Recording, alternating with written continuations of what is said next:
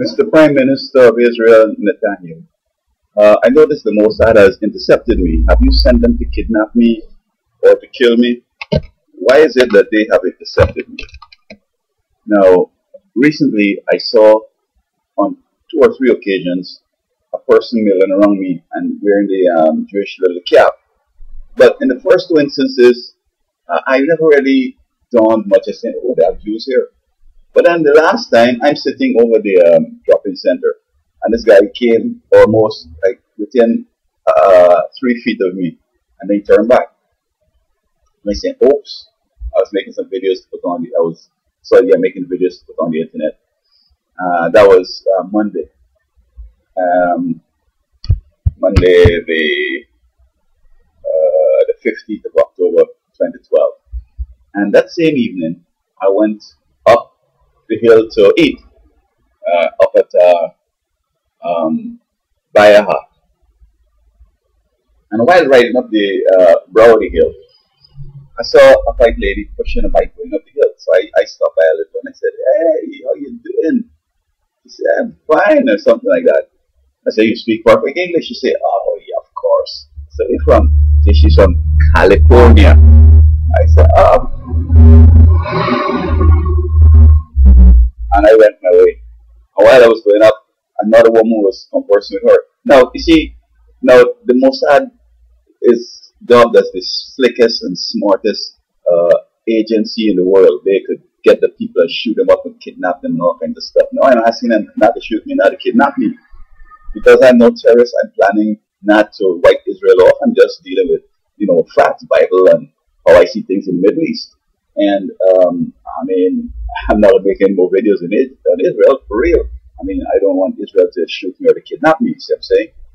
And they do things that are unusual. I mean, you expect that you should be able to put something on the internet that isn't threatening, it's just explaining something and so forth. You have freedom of speech in America, freedom of expression and so on.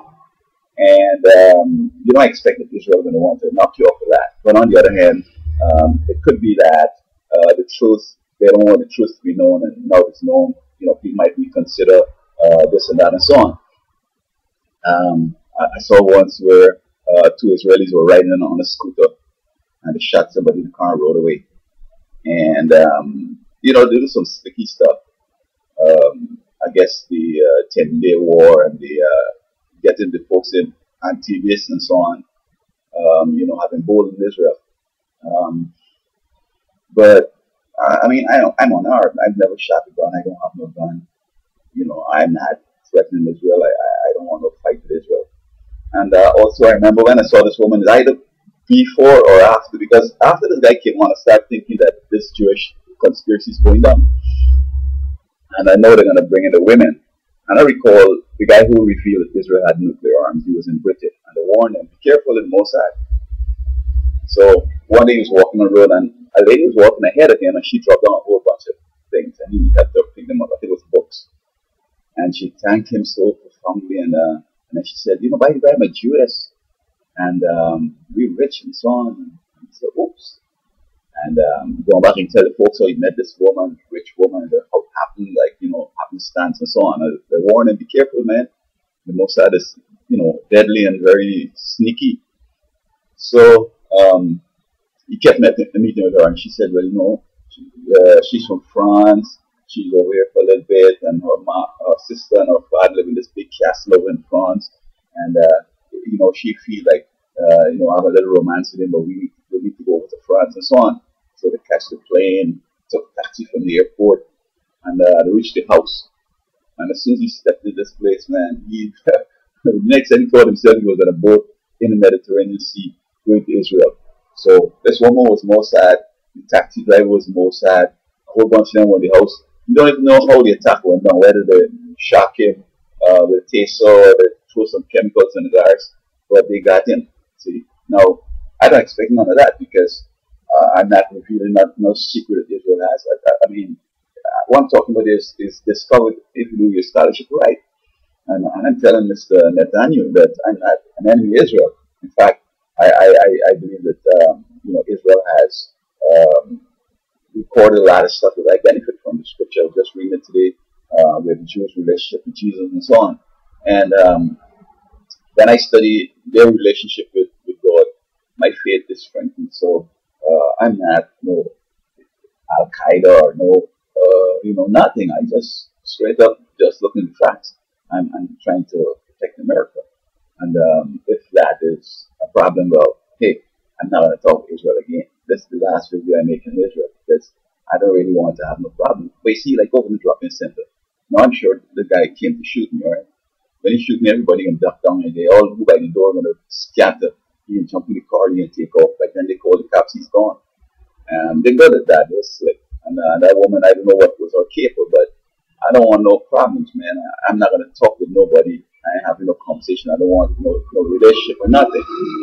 Um, they have a lot of things that they can do. Call the cops and say I assaulted her. I threatened her or whatever.